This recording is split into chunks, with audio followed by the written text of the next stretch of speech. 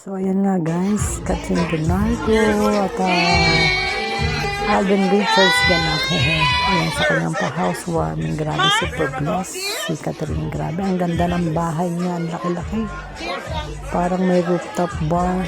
Ayan, congratulations siya ng kanyang pamilya at mga kaibigan.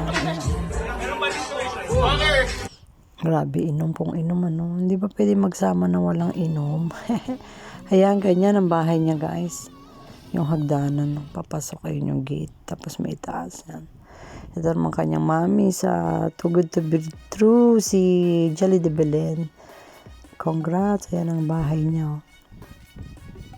Ayan, ayan, si Alden, nakasubaybay alala kay Catherine. Yan ang bahay niya. Grabe, ganda, no? Parang isla, tapos may itaas. Parang may rooftop bar. Grabe naman.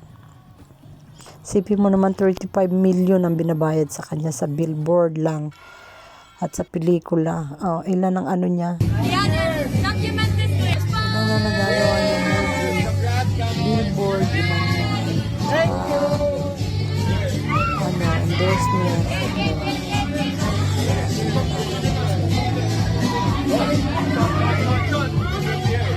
Yan si mami niya. Ito. Nagpapakit na siya kay Alden. Next naman. Go, Kat. Deserve mo yan. We're so proud of you.